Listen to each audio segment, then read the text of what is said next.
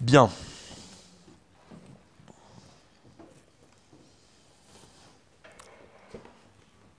Alors, le sujet donc en ce moment dans la Torah, c'est l'exil égyptien. Ok? La première fois que la Torah nous parle de cet exil, c'est dans la paracha de Lech Lecha. La Torah dit que Hachem fait une promesse à Abraham qu'il aura une grande descendance, mais euh,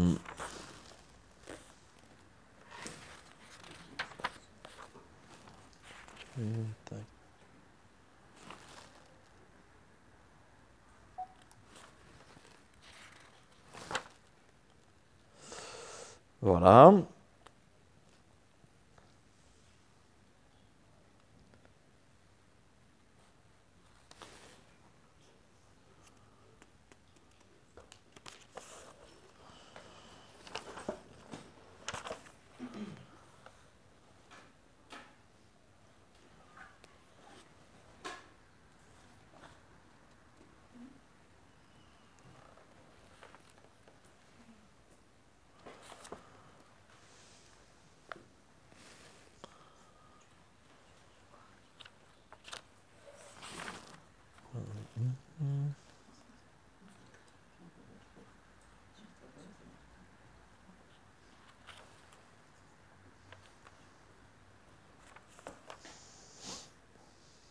Voilà.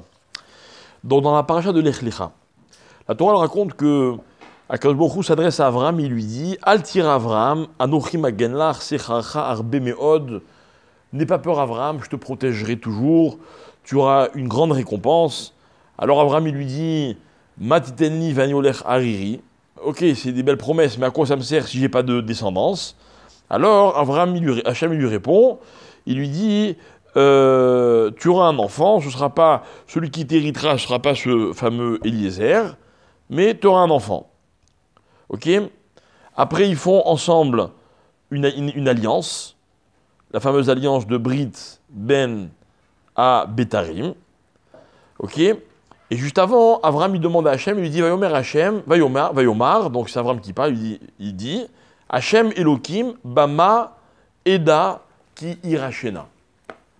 Comment je vais savoir, Bama, Eda, avec quoi je sais que Irachena, que je veux hériter, notamment de la terre d'Israël, tout ce que Hachem lui a promis.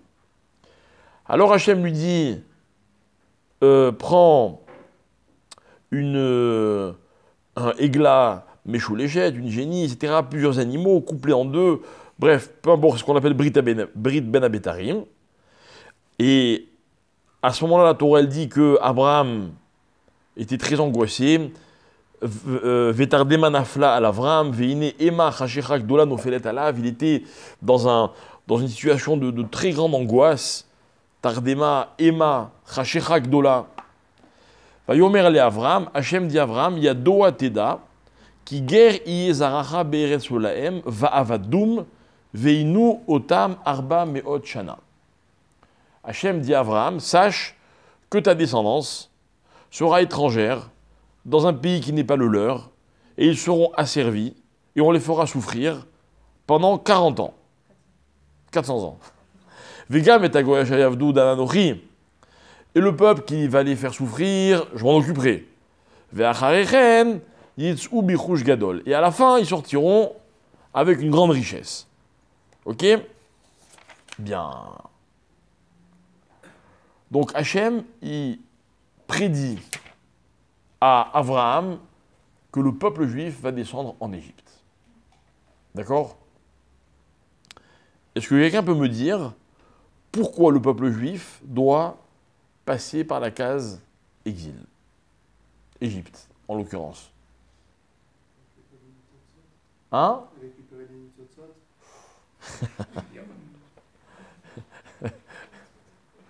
Non, on connaît quoi. Les Nitzotzot, elles sont en Eretz d'Israël. Hein?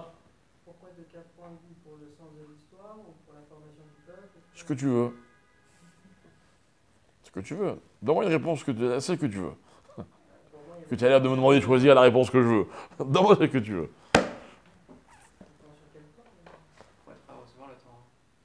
Pourquoi il fallait qu'il soit... pourquoi Abraham, il voulait pas la Torah sans passer par la case galoute? Ses enfants à lui, ses enfants, c'était pas sa génération à lui. Et alors? Ils ont fait quoi, les enfants? Ils n'existent même pas encore. La galoute, l'exil, c'est une punition? C'est une formation? Ah. Ils n'ont rien fait, mais ils vont morfler pendant 400 ans. Ils vont morfler. C'est la Torah qui le dit. D'accord? Vadoum, veinotam. Sur quoi? Moi, je veux bien, dans la vie, des fois, on reçoit des coups. Bon, il y a une raison, d'accord. Mais là, qu'on m'explique la raison de galoute. C'est un mystère. Tout le monde parle de Mitzrayim, n'est-ce pas? Vous avez entendu 1000 cours sur Mitzrayim. D'accord? La seule question, je vous pose une question, vous ne savez pas répondre. C'est intéressant. Personne ne sait répondre. Pourquoi il fallait qu'il y ait cette galoute? Au-dessus de la puissance de Mitzrayim, qui était la grande puissance de l'époque, il y a la qui est là et qui est au-dessus de tout le monde. Peut-être pour leur montrer à eux. Hachem, il se sert de nous, il nous fait morfler encore une fois pendant 400 ans. Comme ça, on peut dire, ah, Hachem est plus fort que Pharaon. Non, même les Juifs, ils arrivent à accepter ça, peut-être qu'ils ne croyaient pas tous. Tu vois bien qu'Abraham, sans passer par l'Égypte, il a compris qu'Hachem était le plus fort. Ah, donc d'après ce que vous me dites, ok, ça c'est pour Abraham. Abraham, nous on n'est pas Abraham, d'accord? Dites-moi, depuis que le galoute existe, on a tout compris. Tout le monde maintenant sait que Dieu c'est plus fort, tout le monde croit en Hachem, tout le monde observe tout ce qu'il nous demande. Et si l'Égypte, et si l'exil, ça rendait les Juifs encore pire que ce qu'ils étaient? Vous croyez pas? Certains, ça les enfin, ici, ils ne font rien, et quand ils vont à l'étranger, ils en font plus. Quoi. Oh, s'il te plaît. Tu veux ce que je te raconte tous les Juifs qu'on perd là-bas? Mais mette. À combien on est sortis de Juifs? Hamouchim, 1/5. C'est ça? Et 80%, c'est pas grave. C'est pour que les 20 ils comprennent. Et aujourd'hui, tous les Juifs qu'on laisse sur le bord de la route, à cause de l'exil. Et puis ne me parlez pas de là-bas, ici, parce que l'exil, là-bas, ici, c'est pareil, hein, pour l'instant. Donc ma question, elle est sur le concept. Pourquoi Hachem pourquoi est-il nécessaire que les Juifs passent par cette phase qui s'appelle l'exil? C'est la plus grande question qui concerne l'exil. D'accord? Alors par exemple, le Midrash, il dit quelque chose, il dit, pour réparer la faute de Abraham. Abraham, il a dit, Bema Eda ki rachena. Ah, tu me fais une promesse, c'est quoi la preuve? Donne-moi une garantie. Ah, Hachem, Abraham, tu demandes une garantie à Hachem? Mais c'est difficile à comprendre, on est d'accord. Du coup, c'est toi qui me poses la question. Tout à l'heure, elle ne te dérangeait pas la question. Le deuxième et troisième exil, c'était aussi des punitions. Ouais, le quatrième aussi. Tous. Non, mais entre-temps, je veux bien, entre-temps, on a fauté, le peuple, il a fauté. Je veux bien. Mais même, expliquer que l'exil, c'est une punition, c'est dur. Va dire ça à quelqu'un qui est passé par la Shoah. Bah, tu sais, c'était une punition. C'est très difficile. On se demande même pourquoi ce Midrash, il dit ça, quoi. Ça veut dire... Ou alors, ok, admettons que le Midrash, il le dit parce qu'il le pense, mais c'est très difficile pour nous à comprendre.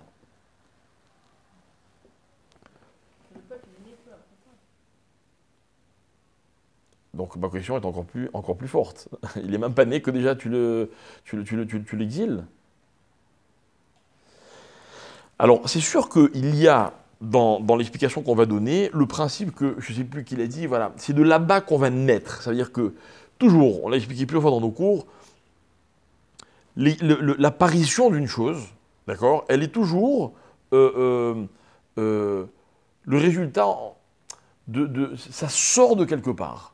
Okay, c'est-à-dire que si les Juifs étaient nés en Israël, et que la Torah avait été donnée en Israël, et que tout s'était passé en Israël, et qu'on n'aurait jamais connu l'exil, bon, alors on aurait dit, ok, voilà, il y a un peuple, il a jamais eu à lutter contre quoi que ce soit, etc. C'est le peuple juif. On peut me dire, non, mais là, le fait qu'on soit sorti, on est allé chercher la Torah dans l'endroit le moins humain du monde, le désert. D'accord, ça c'est, on va dire, c'est pas une explication. C'est un petit peu une façon de comprendre pourquoi pourquoi il y a des phases et il y a ce qu'on appelle des ta'alir. Mais la souffrance de la galoute, il faut essayer de la comprendre. Et moi, je vais vous démontrer, ok, que l'exil, c'est quelque chose de nécessaire, c'est quelque chose d'incontournable, d'indispensable, ok. Et on va expliquer que l'exil, en fait, ça fait partie de la conception des choses. En d'autres termes, il n'y a rien sans exil. D'accord? Donc, on va y aller tout doucement. D'abord, c'est quoi un exil? Les Ramim, ils disent, l'exil, c'est trois choses. Premièrement, c'est un déplacement géographique. D'accord? On n'est pas chez nous. Ok, on sort de l'endroit qui est le nôtre. Deuxièmement, c'est, en hébreu on dit c'est un pisour, ça veut dire on est éparpillé.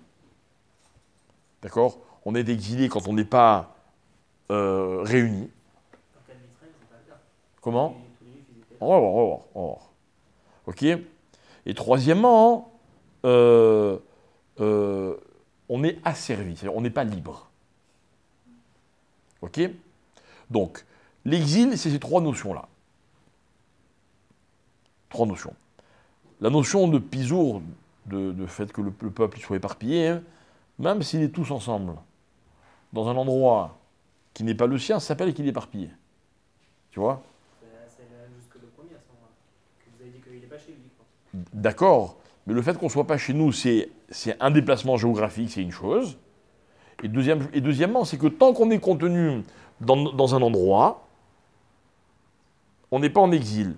Dès qu'on est même dans un seul endroit, mais pas contenu, alors ça s'appelle l'exil. Donc dès qu'il y a le premier, c'est-à-dire on n'est pas chez nous, donc forcément on est parti. C'est ce que vous dites. Et il y a le troisième. Et il y a le troisième aussi. Ils sont liés les trois. D'accord? Bien. Il y avait des grosses communautés à Babel, tout ça, on considère qu'eux n'étaient pas vraiment en exil. Non, tu as entendu la réponse que j'ai donnée? Dès qu'on n'est pas chez nous, Dès qu'on n'est pas chez nous, on n'est pas contenu. Donc on est méfouzard. Même si on est 300 000 ici, ça s'appelle qu'on est méfouzard. Alors encore une fois, quelle est la différence entre les deux collectivités? J'ai pas dit que c'est une différence. J'ai pas dit qu'il y avait des différences. J'ai dit que c'est trois choses, trois conséquences de l'exil. D'accord? Bien.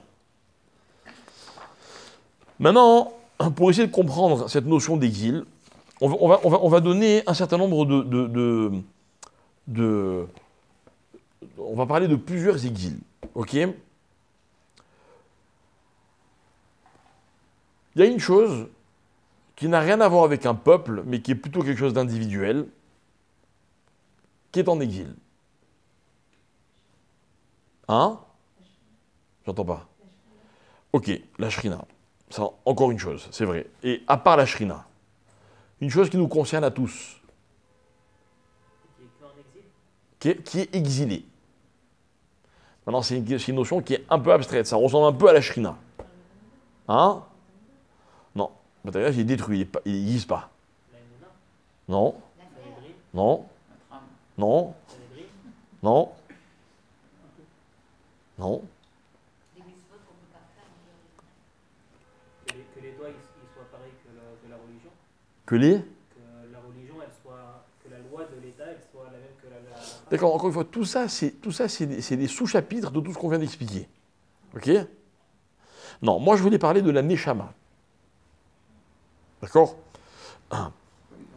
Pardon? J'ai pas entendu. J'ai dit l'âme. T'as dit l'âme? Bon, ça, c'est pas... D'accord? Dommage, tu aurais dit Neshama, j'aurais entendu. Ok? Alors, quel est l'endroit, l'environnement naturel de la Neshama? C'est sûr que c'est pas sur Terre.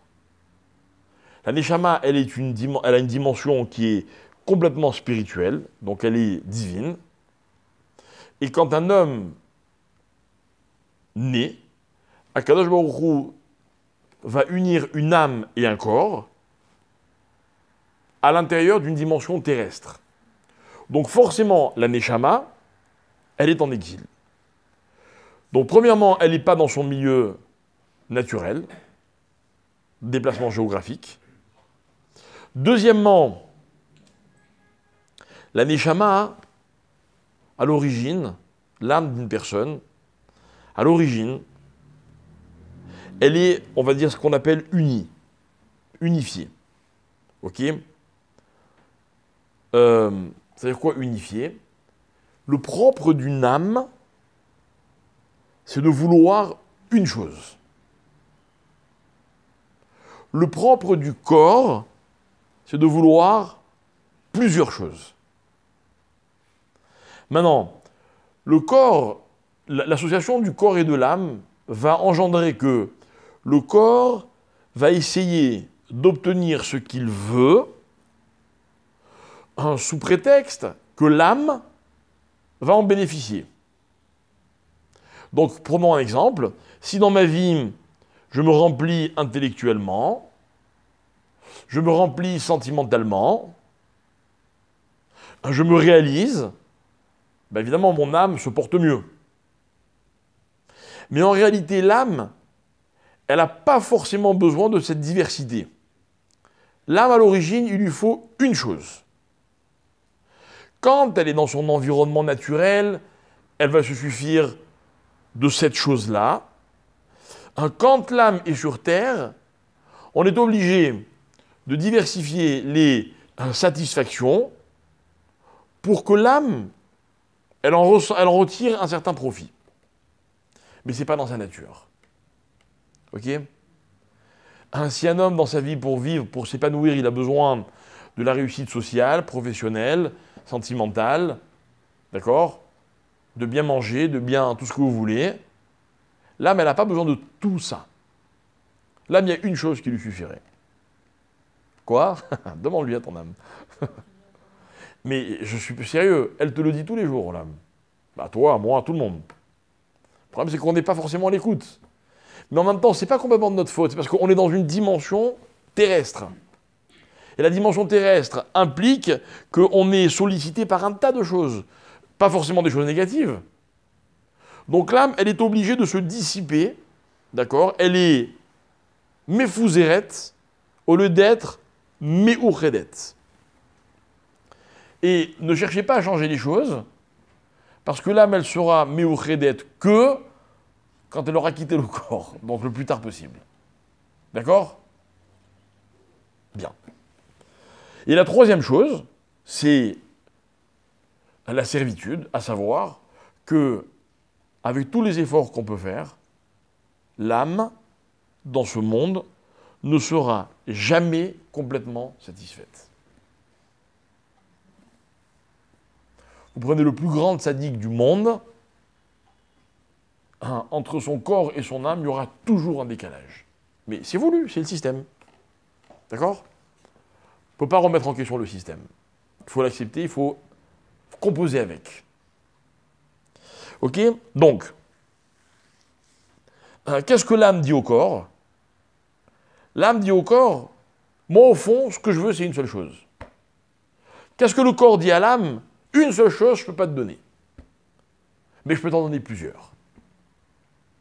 Et c'est tout le parcours de la vie d'un homme. Et qu'est-ce que c'est un homme qui s'est complètement réalisé ? C'est un homme qui est capable d'unifier toutes ses démarches. Tout va dans un seul sens. Il aime, il produit, il apprend, il agit, tout ça dans un même kivun, dans une même direction. Ok ? Ce qu'on appellerait en français une cohérence parfaite. Ne rêvez pas. À nos âges, c'est impossible. Peut-être à 119, 119 et demi, vous voyez. Vous parlez de cohérence, le but c'est de la Torah quand même. Parce que si je fais la cohérence pour être rachat, je suis hyper cohérent et je fais tout pour être rachat et ça ne marche pas. On parie ? Ah c'est bien, vous voulez dire ? Non, j'ai pas dit c'est bien, mais j'ai dit que même là-dedans, la cohérence parfaite n'existe pas. Un rachat, il y aura toujours un moment où il aura une petite conscience. Non, mais c'est vrai. Non, évidemment que je ne parle pas de ça. Mais ce que je veux dire, c'est que c'est le propre de l'homme de ne pas être cohérent. Il n'y a pas d'homme qui ne veut pas tout. Tout, ça veut dire est-ce qu'il va dans un sens, est-ce qu'il va dans l'autre. Maintenant, c'est vrai que plus la vie, elle avance, et plus on apprend à se concentrer. Mais c'est un travail qui prend toute la vie, quoi. Pourquoi les personnes âgées sont moins pressées que les jeunes? Qu'est-ce que ça dit? Eh ben non, c'est faux. C'est faux parce que souvent on voit des personnes âgées, au lieu de marcher avec 2 jambes, ok, il y a plein de gens qui les aident. Si elle voulait, elle pourrait marcher plus vite que nous. Mais une personne âgée, elle sait vers quoi elle doit aller. C'est peut-être pour ça qu'on enlève le moyen d'aller vite. Mais c'est pas dans l'autre sens. Quand dans la vie, on connaît sa route, et on est sûr de son parcours, on n'a pas besoin d'aller vite. Bref, je pense que vous avez compris ce que je veux dire. Ok? Donc, l'âme, elle est un exemple de ce que représente l'exil. Le peuple d'Israël, en dehors de sa terre, c'est comme l'âme à l'intérieur du corps. C'est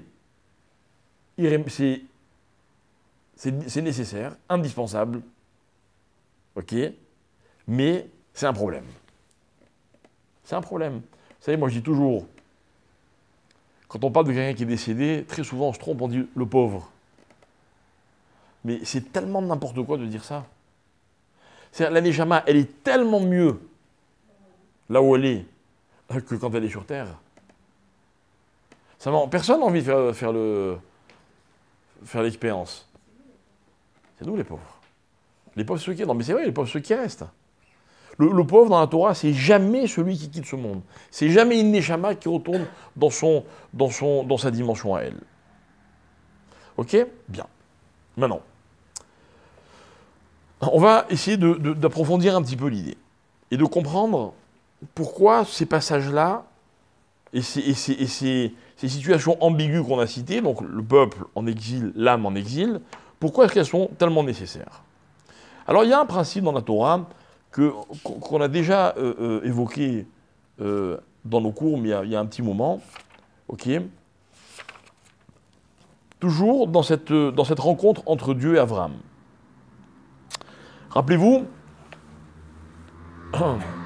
lorsque Dieu promet à Abraham un enfant, ok, Abraham est sceptique.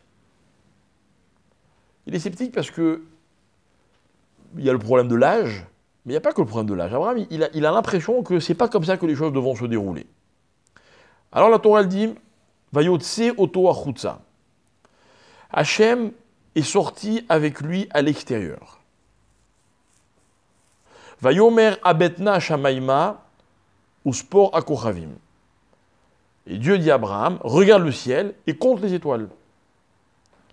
Im tuchal lispor otam. Peux-tu les compter? Vayomerlo ko yezaracha. Alors Dieu lui dit, ainsi sera ta descendance. D'accord? Revenons sur ce verset. Moi, je vous l'ai cité plusieurs fois pour vous faire remarquer un certain point qu'on va rappeler très rapidement, mais on va aller plus loin. La Torah dit, il est sorti avec lui à l'extérieur. À l'extérieur d'où? D'où vous savez qu'il était dans la tente? C'est marqué nulle part. C'est marqué nulle part. Rachid explique, il dit non. Dieu dit à Abraham, sors de ton système. Toi, tu es enfermé dans un système. On est tous enfermés dans des systèmes, n'est-ce pas? Par exemple, la plupart des gens sont enfermés dans le système qui leur fait croire que pour qu'un malade guérisse, il faut que le médecin intervienne. Ah, et Hachem, sans le médecin, il ne peut pas guérir? M'embêtez pas avec vos questions, moi je suis dans un système, je suis enfermé dedans. D'accord? On respecte. On respecte les systèmes. Si demain, les rabbins se mettaient à enseigner la Torah, mais une Torah hors système, personne ne viendrait les écouter. D'accord? Bien. Donc, il lui dit, sors. Il sort. Vayomer, il lui dit, regarde le ciel, il compte les étoiles. Est-ce que tu peux les compter? Et moi, je vous pose la question, on peut les compter, les étoiles? Pourquoi non? J'ai une question, mes chers amis. Les étoiles, elles ont un nombre ou elles n'ont pas de nombre? Non? Alors, elles ont un nombre. Alors pourquoi on ne peut pas les compter? C'est-à-dire que, je vous explique, non, attendez, C'est pas dans la vision de l'être humain de pouvoir les compter. mais c'est un problème technique. Mais encore une fois, c'est technique comme problème. Mais ce que Dieu il dit à Abraham, il ne lui fait pas part d'un problème, il dit, excuse-moi, regarde, t'as pas de, comment on dit, un télescope suffisamment puissant, attends une seconde, bouge pas, je vais t'en chercher un. On n'est pas dans une problématique aussi concrète. Ce que Dieu veut dire à Abraham, c'est que, tu vois les étoiles, on ne peut pas les compter les étoiles. Et moi je réponds, c'est pas vrai, on peut les compter les étoiles. Non, mais c'est une image. Ah. Ah non, c'est vrai. On le saurait. On le saurait. Alors, maintenant, ça veut dire quoi concrètement? C'est comme les grains de sable. Comment? C'est comme les grains de sable. Pareil, exactement. Sauf que là, on parle des étoiles. Oui, mais ça veut dire on va pas les compter. On ne peut pas les compter. Mais est-ce qu'ils ont un chiffre, un nombre ou pas? C'est impossible. Il y a trop. Oui, mais on peut. Oui, mais. Allez, vous savez quoi? On va simplifier la question. On peut compter les juifs? Alors, pourquoi la Torah, elle dit, pourquoi Dieu dit à Abraham, tes enfants, ils seront comme ça? Mais ils seront infinis. Ils sont infinis, les juifs. Même si on veut nous tuer. Ça, c'est beau, mais c'est pas infini. D'accord? Il faut appeler les choses par leur nom, quoi. En fait, écoutez bien. Écoutez bien. Mais encore une fois, alors ça c'est encore plus beau que ce que j'ai dit tout à l'heure. Arrête, tu vas nous faire rêver. D'accord? Mais tu n'auras pas répondu à ma question. Ma question, mes chers amis, c'est la suivante. Yesh mispar ou en mispar? Il y a un chiffre ou il n'y a pas de chiffre? Ok? Quand Hachem il dit Im tuchal isporotam, on ne comprend pas très bien. Le terme il est ambigu. Est-ce que ça veut dire qu'on peut les compter ou ça veut dire qu'on ne peut pas les compter? Maintenant, moi je vous dis tout de suite, j'ai une réponse, mais vous n'allez pas y kiffer du tout. Hein. C'est-à-dire que ce n'est pas une réponse genre ah oui, tac, j'ai la réponse. Non. La réponse c'est quoi? C'est que Akadosh Baruch Hu cultive l'ambiguïté.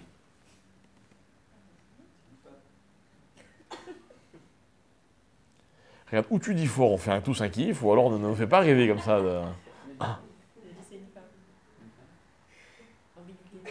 Ah. T'as bien fait. Alors,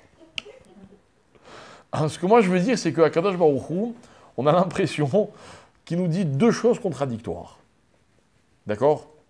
Deux choses contradictoires. Attention, parce que je sais pas que ce qui m'intéresse, c'est pas de vous donner une réponse, c'est de comprendre le sens de ce que Hachem veut dire. Voilà. Il y a un verset dans le prophète Yeshayahu, prophète Isaïe, le verset dit suivant. Seu maromenechem ou mibara ele. Un jour, le prophète invite le peuple juif, il leur dit, levez les yeux au ciel. Seu marom enechem. Seu, ça veut dire quoi? Lever, porter littéralement. Marom, vers le haut, les cieux. Enechem, vos yeux. Entre parenthèses, c'est rachetez vote, c'est schéma. Les premières lettres, c'est le mot schéma. Et un jour, je vous ai expliqué que, pour dire regardez, le prophète a utilisé le mot schéma, écoutez. Parce que regarder, écouter, c'est la même chose. C'est savoir être attentif. Ok? Vous savez que dans la vie, pour comprendre, il faut être capable de regarder et d'écouter, ce qui veut dire avoir envie de découvrir. La différence entre regarder et écouter, c'est quoi? C'est que regarder, c'est une perception qui est immédiate. Ça veut dire, d'un seul regard, j'enregistre beaucoup d'éléments. À l'inverse, écouter, c'est progressif. J'entends une parole, plus une parole, plus une parole, plus une parole. À la fin, j'ai entendu ce que vous m'avez dit. Et dans la vie, il faut savoir jumeler les deux. Comprendre quelqu'un, c'est le regarder tel qu'il est et prendre le temps de le laisser parler. D'accord? Donc le prophète invite à découvrir la parole de Dieu. La plupart du temps, les hommes ne comprennent pas Dieu, soit parce qu'ils ont l'impression qu'il y a trop de choses à voir, ou alors qu'il faut trop de temps pour le comprendre à Dieu. Et ils n'ont pas la patience. On peut les comprendre, mais c'est dommage. Donc qu'est-ce qu'il leur dit, le prophète? Il leur dit, regardez, quoi? Et il explique, Mi bara ele. Qui a créé cela? Quoi?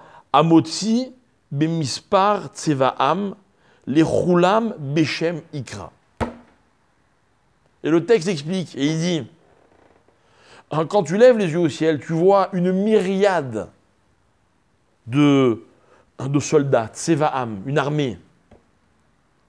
Elle a l'air innombrable, cette armée. Hein. Combien il y a d'étoiles? Eh bien, sache une chose. Amotzi bemispar. Akadosh Baruch Hu, il les a comptés une à une. Les kulam bechem ikra. Chaque étoile, elle porte un nom. Et si les scientifiques d'aujourd'hui, d'hier et d'avant-hier, ils ont passé l'éternité à donner des noms aux étoiles, nous on les connaît. Enfin, moi je ne les connais pas, mais la Torah elle les connaît. Dieu a donné un nom. Et quand je lis ce texte dans le prophète Isaïe, qu'est-ce qui ressort de ce texte? C'est que le système étoile est un système mispar. Il y a un chiffre. Et il n'y a pas seulement un chiffre, il y a même un nom. Mais lorsque Dieu a pris l'exemple des étoiles pour dire à Abraham comment allait être sa descendance, il a laissé un doute planer, un espèce de flou. Il y a un mispar, il y a un chiffre dans les étoiles. Et ce qui est très intéressant, c'est que ces deux versets, pourquoi ils se contredisent? Parce qu'on ne sait pas si le concept des étoiles, il est là pour démontrer la grandeur de la création à un point qu'on ne peut pas la chiffrer, ou pour démontrer la grandeur de la création, à savoir, malgré l'immensité de la création, il y a un chiffre et un nom à chaque étoile. Alors on veut m'expliquer quoi? Une chose ou son contraire? Il faut choisir. Vous avez compris ma question? Pour prouver la grandeur de quelque chose, qu'est-ce qui vaut mieux? Est-ce qu'il vaut mieux expliquer à ceux qui m'écoutent que c'est tellement grand qu'ils ne peuvent même pas comprendre? On adore dire cette phrase. Tu n'as aucune idée. Combien de fois vous entendez cette phrase, quelqu'un qui vous dit « Ouh, tu n'as aucune idée ». Si j'ai aucune idée, que tu m'en parles. Ça ne sert à rien ce que tu me dis. La phrase « tu n'as aucune idée », elle n'a aucun sens. Si j'ai aucune idée, ça veut dire que j'ai aucun rapport avec la chose. Si j'ai aucun rapport, laissez-moi tranquille. Trouvez-moi un autre exemple. Ou alors non. Est-ce que, pour prouver la grandeur de quelque chose, on va dire, ben tu vois, voilà ce que ça vaut. Ça vaut tant. Moi, vous n'allez pas m'impressionner en me disant, tu vois, cette maison, elle n'a pas de prix. Ah ben si elle n'a pas de prix, donc elle n'a pas de valeur pour moi. Donc si vous me dites, ça vaut tant, et vous me sortez une somme importante, je vais dire, ah bon, elle vaut tant. Ou alors on peut dire le contraire aussi. Ah non, elle n'a pas de valeur, ça veut dire, elle vaut tellement qu'elle n'a pas de valeur. Vous comprenez la question? Yesh mispar ou en mispar? Quel est l'exemple dont on se sert pour parler de la grandeur de Dieu dans le cas du prophète, du peuple juif, quand c'est Dieu qui parle à Abraham? Yesh mispar ou en mispar? C'est un concept qui est le concept de l'ambiguïté. Mispar ou pas mispar? Ok? Si vous préférez. Ça n'a pas de valeur, ça n'a pas de prix, pardon? Ou bien ça a un prix? Ouais, mais ça dépend, c'est jamais une bonne réponse, je t'ai déjà dit plusieurs fois. D'accord? D'accord, dans ces cas-là, on a résolu tous les problèmes avant même qu'ils existent. Ok? Maintenant, on veut une explication. Alors, le Shulchan Aruch, dans Orach Chaim, chapitre 6, Siman Vav, il parle d'une bracha que vous connaissez sans doute tous, qui est la bracha de Asher Yatzar. Vous savez que quand une personne va aux toilettes, après être allé aux toilettes, il doit faire une netilat yadayim, et après il doit rester une bracha. Asher Yatzar et Adam be chochma. Ou barabo, un tas de choses. D'accord? Et dans cette bracha, on va dire quelque chose de très intéressant. Pourquoi? Parce qu'on va citer des choses précises quand on va dire que le corps est composé de nekavim, chaloulim, d'accord, des orifices, des espaces vides, ok? C'est extraordinaire. Comment? Ça veut dire qu'on va décrire le génie de celui qui a créé l'homme. Et à la fin, on va dire Baruch ata Hashem, béni sois-tu Hashem, refais kol basar. Donc traduisez avec moi. Ça veut dire que Dieu il guérit que les malades? Non. Il guérit tout le monde, c'est un truc de fou. Ouais, ça, c'est à comprendre, c'est une autre fois. Refait kol basar. Et ensuite, ou mafli la asot. C'est-à-dire quoi, ou mafli la asot? Ah non. Ne me dites pas que vous la répétez je ne sais pas combien de fois et vous ne connaissez pas la traduction. Franchement, vous exagérez. Hein? Ah. Dommage, je m'aurais dit tout de suite, j'aurais kiffé. Ok. Ou mafli. Mafli, ça vient du mot pélé. Pélé, c'est quoi?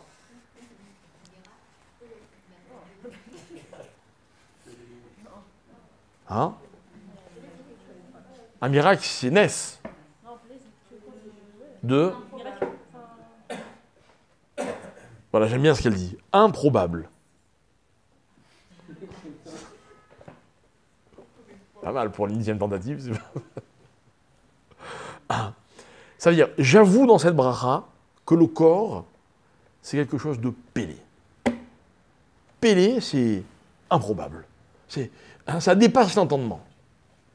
D'accord? Mafli la asot. Ok? Le Rama, vous savez qui c'est le Rama?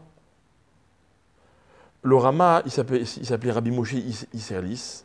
C'était un très grand rave qui avait fait un livre de halacha, ok, avant que le Shulchan Aruch ne fasse le sien. Quand il a lu le livre du Shulchan Aruch, du Rabbi Yosef Karo, il a tellement été impressionné qu'il a dit « Je veux que mon livre ne soit que des petites annotations dans le livre du Shulchan Aruch. » Ça montre la grandeur du Rama. Maintenant, le Rama, il venait d'Europe, le Shulchan Aruch, il venait d'Espagne. Donc le Shulchan Aruch, c'est la référence pour les communautés séfarades, et le Rama, c'est la référence pour les communautés ashkénazes. D'accord? Mais là, le Rama, il va dire quelque chose qui n'est pas halakha. Il va dire, qu'est-ce que c'est que mafli la asot? Quand on bénit Hachem, on dit, ce que tu fais, c'est pélé. Il va dire, le chibour de la neshama et du gouf. C'est cette retrouvaille entre le corps et l'âme. Tu veux nous mettre le chauffage? Je n'ai pas réalisé, mais c'est vrai qu'il fait froid. Non, moi je suis devant le feu de la Torah et tout, mais... Ok.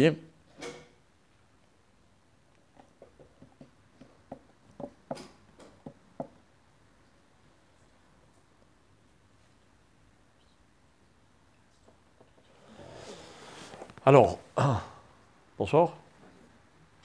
Alors, pourquoi est-ce que l'âme et le corps, ça s'appelle pélé quand c'est ensemble? Ok? On peut donner 1 milliard d'explications, je vais en donner une. Le pélé du corps et de l'âme, c'est pas le matériel qui coule, ce bruit, non? Il pleut. Le pélé du corps et de l'âme, c'est la rencontre du En Mispar et du Yesh Mispar. Procédons par ordre. Le corps, c'est quoi? Mispar. D'accord? Le corps, c'est que des chiffres. C'est quoi que des chiffres? C'est, par exemple, vous avez un certain âge, un certain poids, une certaine taille. Tout est quantifiable. C'est le propre de la dimension physique et matérielle. La neshama, c'est complètement autre chose. Quel âge a l'âme? Combien pèse-t-elle, pardon? Combien vaut-elle? Rien. Il n'y a aucun chiffre qui correspond à la neshama. Ah bon? Mais non, voyons. Tu la prends pour un petit genou, ta neshama? Comme toi? Jamais de la vie, la neshama, elle a... Laisse tomber les gigoulim. Mais la neshama, c'est certain qu'elle a été créée bien avant l'homme. Peut-être même avant la création du monde. Peu importe, laisse tomber. D'accord? Tu connais pas l'âge de ta neshama.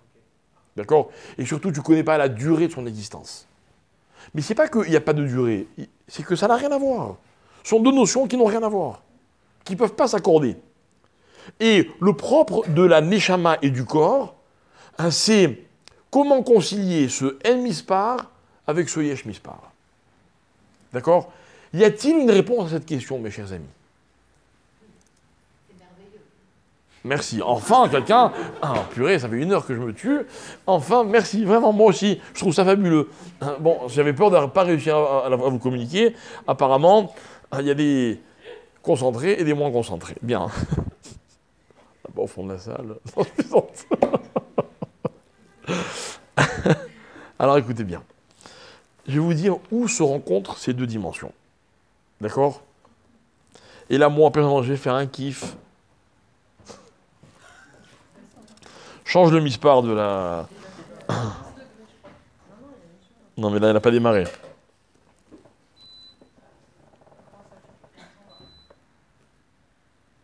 Il met là à fond, ventilation, température. Tu sais quoi, regarde. Remets à 0. Non, remets à 0 la minuterie et rallume, parce que des fois, elle fait un peu la lourde pour démarrer. Voilà. Voilà, c'est bon, touche plus à rien. Ok.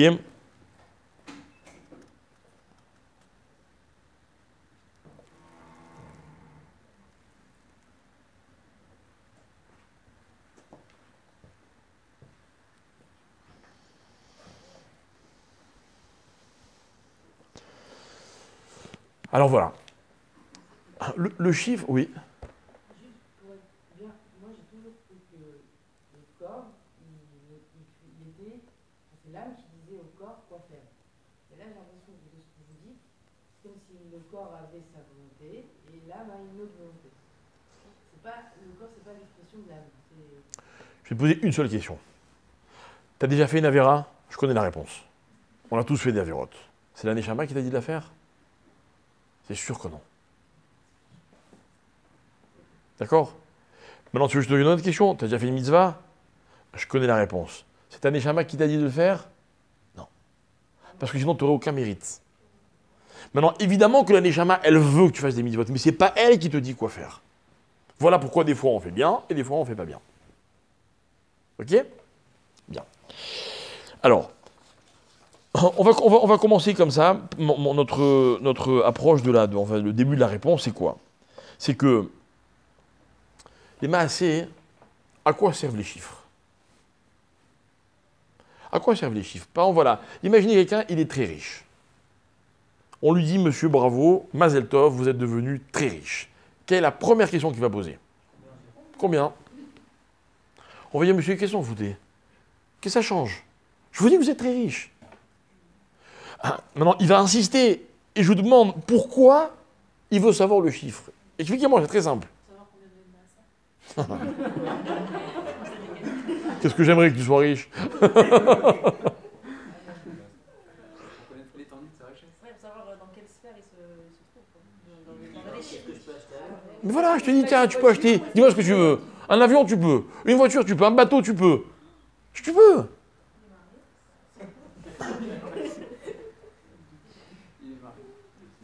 Il aime les blondes. Alors, hein? Bravo, bravo. Il a besoin d'un élément. Mais écoutez, ce que je veux vous dire, c'est quoi? C'est que c'est super intéressant, c'est que même lui va avouer que le chiffre, c'est pas la richesse. Le chiffre, c'est l'élément, je reprends ton expression, qui lui permet, qui est le seul point auquel il peut comparer l'étendue de sa richesse. Mais ce n'est pas le chiffre qui est l'élément. L'élément, c'est la richesse. Le chiffre, c'est un repère. D'accord? Et moi, ce que je veux vous dire, mes chers amis, c'est que voilà. Écoutez bien, parce que ce que je veux dire, c'est très profond. D'accord? Ce que je veux dire, c'est un fondement de la Torah. Et c'est même mieux que ça. Ça permet de positionner la Torah par rapport à toutes les sciences du monde. Ok? C'est bien. Il y a un verset, un verset dans les psaumes, qui dit comme ça. On le dit dans la prière de tous les matins. Je vais juste vous citer le contexte, que c'est dommage de le dire n'importe comment. Voilà. Gadol Adonenu Verav Koach. Notre maître, on parle d'Hachem, Adon, est grand. Verav Koach. Rav dans le sens de Arbé. Il a beaucoup de force. D'accord? L'idvunato en mispar. C'est-à-dire quoi l'idvunato? La dvuna, on va dire l'intelligence, on va traduire comme ça, d'Hachem en mispar. Elle n'a pas de nombre. Ok? Alors c'est vrai que c'est rigolo parce que adonnez-nous, ça veut dire quand on veut nous donner un repère pour le fait que Hachem est le maître, qu'est-ce qu'on va dire comme mot? Gadol. Gadol, adonnez-nous. Quand on veut me dire qu'il est fort, on va dire Rav Koach. Quand on veut m'expliquer l'intelligence d'Hachem, on va dire l'intelligence En Mispar. Ok? Pourquoi En Mispar? Pourquoi on prend cette expression-là d'Afka? Et les Rami vont dire comme ça. Ils vont dire en fait, le Koach, la force, beaucoup. La force est une chose que même chez Hachem, un homme il peut essayer de s'imaginer. D'accord? Moi je me rappelle quand j'étais gosse, on me disait entre enfants, on disait tu sais, si Hachem il veut, il peut prendre la montagne et la porter. Oh, il est fort. D'accord? Prenez la chose la plus lourde du monde et vous aurez une idée de ce que c'est que la force. D'accord? La dvouna d'Hachem, l'intelligence d'Hachem, c'est même pas la peine d'essayer. En mispar. C'est-à-dire, ça ne rentre pas du tout dans la conception d'un homme. Et de ce verset, j'apprends quelque chose de très intéressant. C'est que mispar, dans la vie, c'est ce qui sert à l'homme à être, en hébreu on dit, être tofes, saisir les choses. Je ne peux rien saisir si je n'ai pas un chiffre. J'ai toujours besoin d'un chiffre. D'accord? La santé, c'est des chiffres. L'argent, c'est des chiffres. L'intelligence, un homme, c'est des chiffres. On en a inventé un quotient intellectuel. Ok? Vous savez que moi, j'ai jamais eu envie de calculer mon QI. Jamais. Je vous assure, c'est pas que j'ai spécialement peur. Je suis pas plus idiot que certains. En plus, j'entends des fois des gens connus qui ont des QI très élevés. Je me dis, bon. Mais je pense vraiment, j'aimerais pas moi-même avoir un chiffre de mon intelligence. J'aimerais pas. Je vous dis franchement, je sais pertinemment qu'il y a des choses dans lesquelles je suis beaucoup moins intelligent que dans d'autres choses. C'est pas un chiffre. Mais les hommes, ils aiment chiffrer. D'accord? Eh bien, Akadosh Baruch Hu, lui, il a un chiffre que El Mispar. Je vais vous donner un exemple pour que vous compreniez. Imaginez, vous êtes fou amoureux ou amoureuse de quelqu'un. Et vous lui dites, je t'adore. Mon amour pour toi, il te dit, combien? Combien il vaut son amour? Pas combien en argent. Donne-moi un chiffre. Je dirais à tous les hommes amoureux de leur femme, entre ta mère et ta femme, combien tu mets à chacune? T'es sûr qu'il y en a une qui va se retrouver, qui va se faire avoir. D'accord? Ou alors le mari va me dire, mais il n'y a pas de chiffre. Mais mec, il y a un chiffre sur l'amour. D'accord? Imaginez une mère qui adore son enfant, et un jour elle découvre que sa copine, elle a eu une meilleure note en amour pour son enfant à elle. C'est un drame. Ça ne veut rien dire. Donc vous comprenez quoi? Qu'il y a des choses qui n'ont pas de chiffres. C'est quoi les choses qui n'ont pas de chiffres? C'est les choses qu'on ne peut pas être tofes, qu'on ne peut pas saisir. J'ai d'autres exemples. Par exemple, il y a les sensations, d'accord? Les sentiments, une douleur. Mais c'est n'importe quoi. C'est n'importe quoi. Qu'est-ce qui fait plus mal? Une migraine aiguë, machin, etc. Ou quelqu'un, Dieu préserve, qui s'est cassé une jambe? Comment voulez-vous que je chiffre? Comment? D'accord? Un sentiment, une compréhension. Compréhension, je m'explique. Le mot, c'est da'at. Da'at, c'est à la fois la connaissance, la compréhension, l'appréhension des choses. Il n'y a pas de chiffre. Il n'y a pas de chiffre. Qui est plus intelligent, votre père ou votre mère? Je connais la réponse. C'est deux intelligences différentes. Bémet, on ne peut pas comparer. Un moteur diesel. Vous avez donné des exemples où c'est pas qu'on ne peut pas comparer, c'est qu'on ne peut pas comparer. La comparaison, elle peut exister et ce serait problématique de la faire, c'est très malheureux, mais on peut comparer et on peut quantifier certaines choses. Par les exemples que vous avez donnés, on peut, mais ça peut être malheureux. Entre un père et une mère, il y en a un qui est plus intelligent que l'autre. Mon ami, tu parles pour toi, mais c'est peut-être pas le cas de tout le monde. Comparer entre deux seulement ça va faire des histoires, mais la réalité existe. Après, est-ce qu'on veut ce qu'on Je t'explique. Non, mais viens, on va le dire différemment. Si toi, ça t'intéresse de donner des chiffres à chaque chose. Allô? Si toi, ça t'intéresse de donner des chiffres à chaque chose, donne des chiffres à chaque chose. Tu as le droit. Tu as le droit de dire mon père, il vaut tant, ma mère, elle vaut tant. Tu as le droit. Mais si tu veux mon avis à moi, tu te trompes. Parce que le jour où tu auras 2 enfants, je te dirai lequel tu préfères. Non, mais encore une fois, je reviens en fait qu'il n'avait pas envie de le faire. Ça ne veut pas dire que la réalité n'existe pas. C'est juste qu'on ne sait pas si... Ou alors je te dis le contraire. Tu as envie de le faire, mais dans la réalité, c'est pas possible. Tu ne sauras jamais qui a raison. D'accord? Prenons un exemple. Combien tu vendrais ta mère, ou ta fille, ou ta femme? Il y a un prix? Ah, mais voilà. Donc tu vas dans mon sens. Tu as raison. Peut-être qu'il y a des gens, je ne sais pas si tu en fais partie, je crois pas, qui ont un prix. Ma mère, je l'adore, mais attends, je ne peux pas refuser. Ça existe. Alors tu vas me dire, ah, vous avez dit des bêtises, parce que voilà, une mère, ça se vend. C'est celui qui vend sa mère qui dit des bêtises, c'est pas moi. D'accord?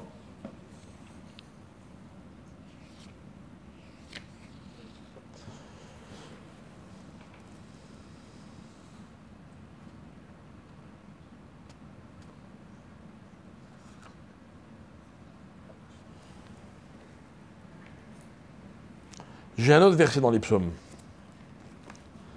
Comme si c'était pas assez compliqué. Celui-là, on ne le dit pas tous les jours, on le dit tous les Shabbats. Il se peut que vous ne soyez pas tous encore à la synagogue au moment où on le dit. D'accord? C'est le premier psaume qu'on dit au début de la prière, après au dos. Là, Nazer Mizmor le David, Hashamaim, Mesaprim, Kevod El. Traduisons. Le ciel raconte le Kavod d'Akadosh Baruch. Ok? Ça veut dire que la fonction du ciel, vous avez déjà vu le ciel, c'est beau le ciel, ça vous plaît le ciel? Oui. Mais attention, c'est juste là pour raconter le Kavod d'Akadosh Baruch. Ça veut dire que c'est ce qu'on a appelé la fonction comparative. Pas comparative, c'est pas le mot précis, pardon. La fonction qu'on appelle en hébreu le machal. Ok? Hashamaïm Mesaprim, les cieux racontent. Ok? C'est quoi une histoire? Pourquoi les enfants aiment les histoires? Ça vous arrive de regarder des films? Je connais la réponse, c'est des histoires. Non, vraiment, quoi, ça veut dire, si on réfléchit vraiment, à part que ça détend un peu, c'est de la perte de temps, quoi.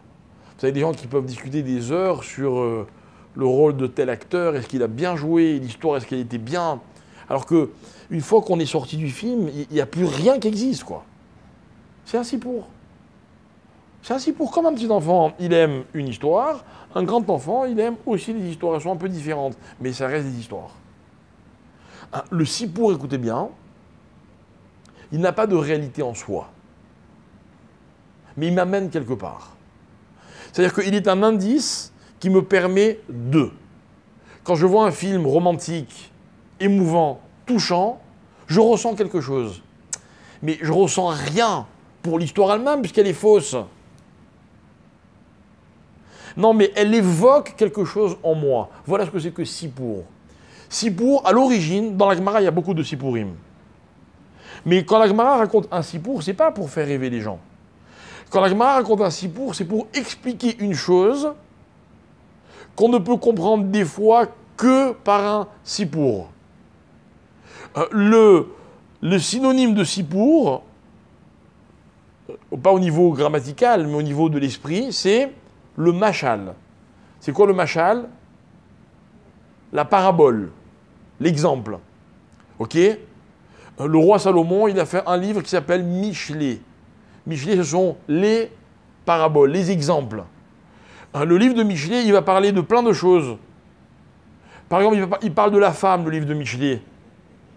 Mais Shlomo Amela nous dira, attention, à travers cette image, comprenez le rôle du peuple juif par rapport à Dieu. Seulement, s'il avait dit le peuple juif, les gens n'auraient pas compris. Alors, il a utilisé le machal. Si je veux évoquer certaines choses en vous, en racontant une histoire, je vais dévoiler cette chose de façon imagée. L'image, elle n'est pas un but en soi, elle est un moyen de. Elle est un repère. Le chiffre, c'est la même chose. Et nous, ce qu'on va nous expliquer, c'est que la création du monde, c'est sa fonction. Lorsque le psaume dit « Hashamaim, Mesaprim, Kevod El », ça veut dire quoi? Écoutez bien. Shamaim, c'est quoi? C'est la première chose que Dieu a créée. Bereshit bara Elokim et Hashamaim. Pourquoi est-ce qu'il a créé le ciel? Pourquoi? Parce qu'il n'y avait pas d'autre moyen que les hommes comprennent ce qu'est le kavod d'Akadosh Baruch Hu. Alors, Hashamaim, Mesaprim, Kevod El. Et comme par hasard, Mesaprim, c'est les mêmes lettres que Misparim. De là, j'apprends que les chiffres ne sont pas l'histoire, ils sont là pour raconter l'histoire. Quand dans ma vie, on me raconte quelque chose, ok, et qui se rapporte à moi, ce qu'on me raconte, c'est pas moi. On me raconte une histoire qui me permet de comprendre ce qu'on veut me dire, ce que je suis censé comprendre. C'est la fonction du machal.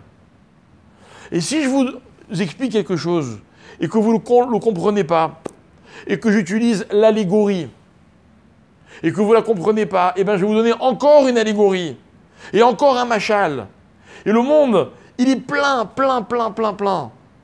d'exemples, d'allégories, de misparim, dont la fonction n'est pas d'être, mais de dévoiler quelque chose. Et si je peux me permettre, la raison d'être de la science. La science, c'est quoi? C'est la connaissance de la création du monde. Quelle est sa fonction? Quelle est sa raison d'être? C'est de permettre à l'homme de découvrir qui est Dieu. Hashamaim, Mesaprim, Kevod El. Le Kavod d'Akadosh Baruch Hu.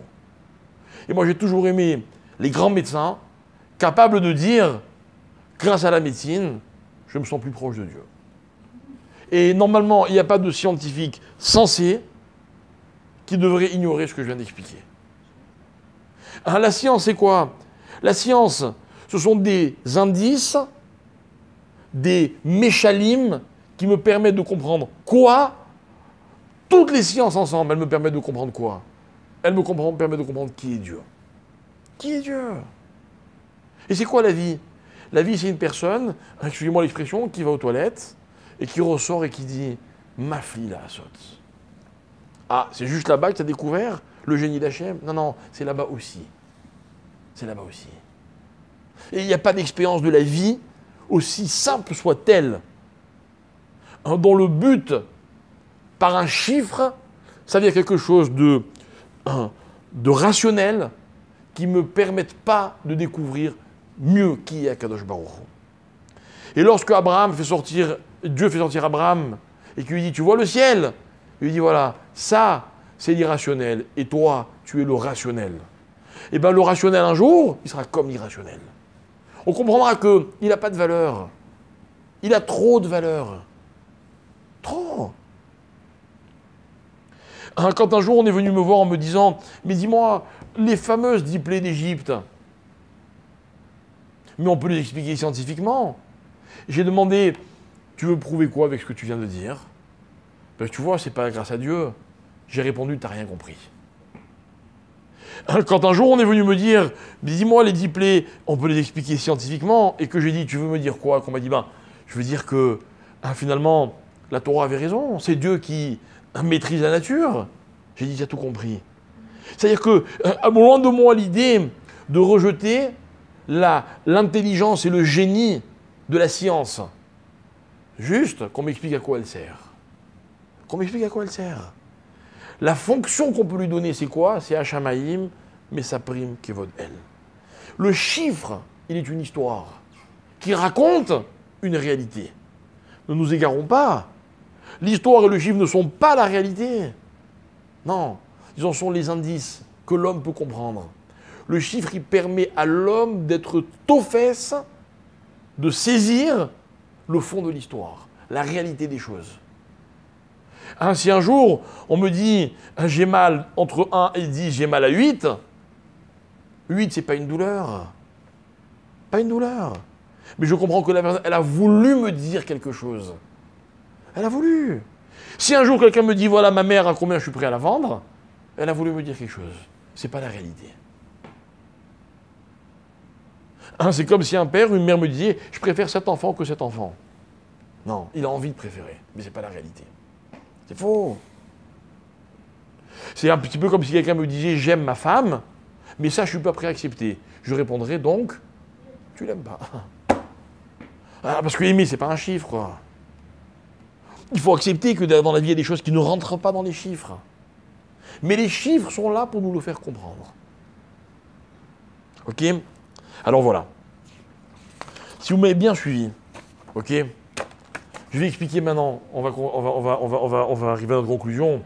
Quel est le sens de l'exil? Quel est le sens de l'exil? J'entends pas. Ouais, heureusement que tu es là. Comment? Non. Comment on dit l'exil en hébreu? Galout. Galout, c'est le même mot que les galottes, qui veut dire découvrir. Ça veut dire que finalement, la galoute, l'exil, c'est une expérience dans laquelle je vais découvrir des choses que je ne peux pas découvrir. Moi, le Rav Shapira, il donnait un exemple. Il disait comme ça. Il disait voilà, l'exil, c'est comme quand vous prenez un animal et vous le dressez. Vous faites des expériences. Vous savez, on fait des expériences avec les animaux. On les appâte avec un appât, d'accord?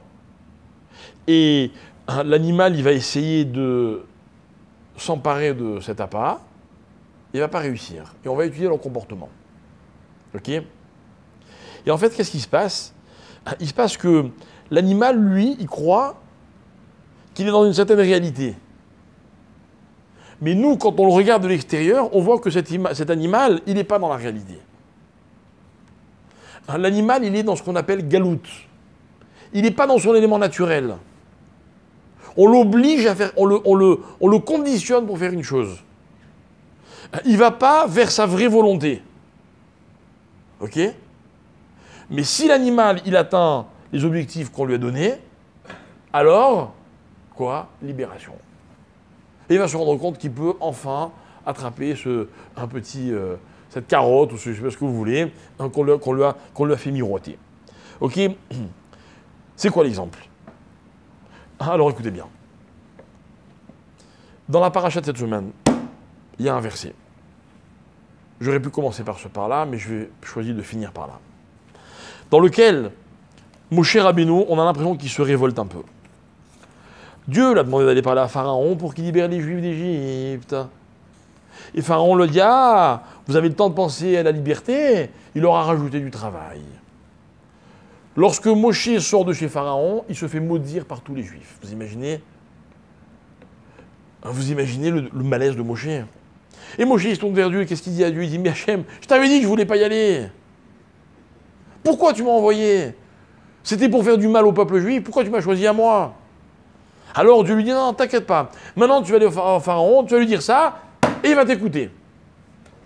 Alors Moshe lui dit, écoutez, cette phrase, elle est terrible. Moshe dit à Dieu, c'est où? Il lui dit comme ça. En béné Israël, lo shamro elai. Lorsque j'ai parlé aux Juifs, ils ne m'ont pas écouté. Ve'ech ishmaeni paro. Alors comment Pharaon va m'écouter? Et Rachid dit, ça fait partie des 10 Kalvachomer qu'il y a dans la Torah.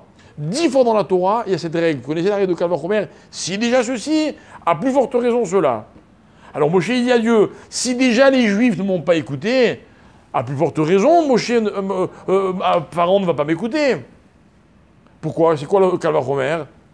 Si déjà les Juifs qui ne rêvent que de liberté, si déjà les Juifs qui savent qui est Dieu ne m'ont pas écouté, Pharaon, il n'y en a rien à faire de toi.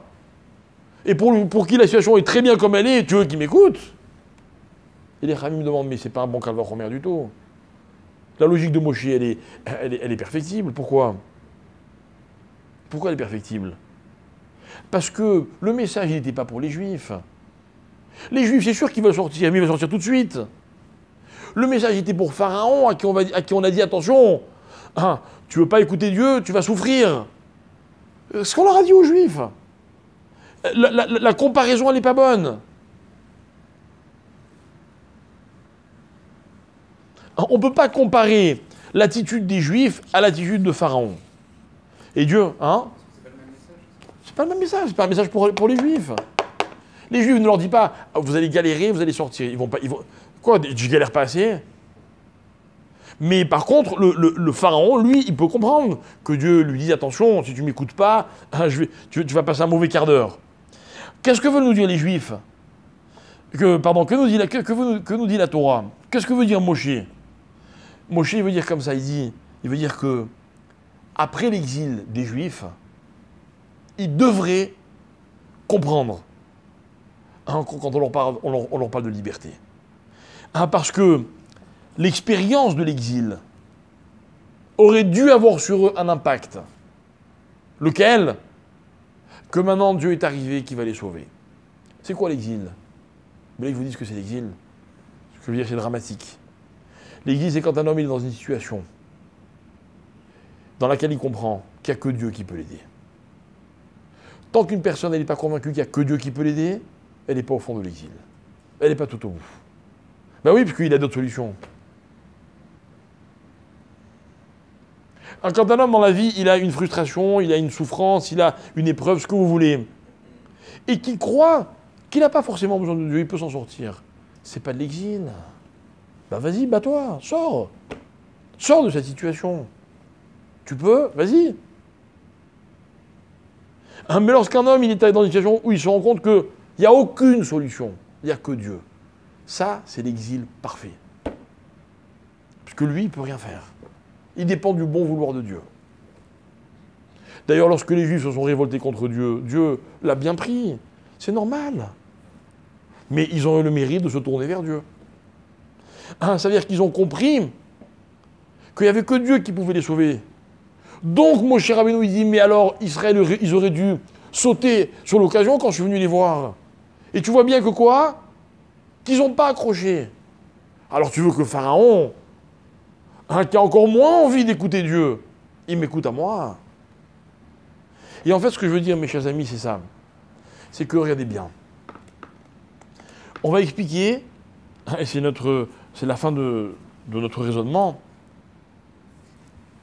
quel est le sens d'une expérience dans la vie? Pour les bonnes expériences, on ne se pose pas la question, mais les mauvaises, pourquoi? À quoi ça sert? À quoi ça sert? C'est ma question de tout à l'heure. À quoi sert l'exil? Galout. Et moi, ce que je veux qu'on essaie de comprendre, c'est quoi? C'est qu'une expérience, elle n'est pas un sens en soi. Elle n'a pas un sens en soi-même, en soi. Une expérience, elle vient pour m'enseigner quelque chose. Alors, quand moi je vous fais un cours de Torah, mon but c'est quoi? C'est pas que vous compreniez un peu mieux la paracha, tant mieux si c'est le cas. Hein, c'est que dans ma vie à moi, quand j'ai étudié un texte de Torah, hein, j'ai eu un éclairage. Petit, grand, court terme, moyen terme, long terme, peu importe. Mais dans ma vie, il y a quelque chose qui peut changer. Ça veut dire que ce cours, il raconte quelque chose qui est en fait quoi? Un machal, pour que je comprenne autre chose. C'est la fonction d'un chiffre. C'est la fonction de galout. Un galout, il faut être convaincu d'une chose, mes chers amis, c'est que ce n'est pas une fin en soi. Ça veut dire que le but de l'exil, le but de l'épreuve, c'est pas de faire souffrir. C'est qu'il y a quelque chose à comprendre. Voilà pourquoi ça s'appelle galoute, et ça vient du mot les galottes, dévoiler. Chaque expérience de la vie, elle est là pour me permettre de découvrir quelque chose. Dans le cours de la semaine dernière, j'avais expliqué que chaque expérience de la vie, elle a une saveur. Et que dans la vie, un homme, il doit chercher les saveurs. Chercher les saveurs. Qu'est-ce que cette expérience, elle lui laisse comme goût? Et c'est le sens de l'expérience. Et bien dans le même ordre d'idées, quand l'expérience, elle m'enseigne quelque chose qui dépasse l'expérience elle-même, alors je suis dans le guilouille. Ça m'a dévoilé pour moi quelque chose. Vous croyez que si dans votre vie, vous avez eu des contrariétés ou des épreuves, c'était pour rien? Non, après une épreuve, on n'est plus le même. Quelque chose a changé. Ça a été mégalé quelque chose. Alors maintenant, on est dans les parachutes qui nous parlent de l'exil. Et l'exil, mes chers amis, plus il est profond, et plus il permettra de servir de référence à d'autres choses. Donc de comprendre autre chose. Et si c'est de l'exil que va naître le peuple juif, et c'est de cette naissance que les Juifs vont recevoir la Torah, c'est que tout ça, ce sont des dévoilements. Et le dévoilement, il se fait toujours parce qu'il y avait quelque chose de caché que j'ai réussi à dévoiler. Et comme je vous le disais dans le cours de la semaine dernière, l'importance de ne pas tout savoir trop vite, de ne pas tout connaître tout de suite, de ne pas connaître une personne de façon immédiate, mais de prendre le temps de découvrir les gens, les personnes, les choses, ma propre vie, c'est ce qui donne aux choses leur sens. Galout, c'est découverte. Pour découvrir, il faut du temps. Celui qui découvre trop vite, il passe à côté de la valeur des choses. Celui qui prend le temps de découvrir, alors il peut apprécier les choses à leur juste valeur. Voilà quelle est la fonction de galout. Alors est-ce que c'est la réparation d'une faute? Peut-être, mais ça me dérange moins, du coup. Pourquoi? Parce que ce n'est pas une punition. La faute est une erreur. Une erreur doit être corrigée. Galout, c'est ce qui permet de dévoiler ce qui était caché. J'ai commis une erreur parce que quelque chose était dissimulé. Par le dévoilement, je sais que cette erreur, j'ai toutes les chances de ne plus la recommettre. Voilà, mes chers amis, une réflexion sur l'idée de l'exil. Merci de votre attention. À tous.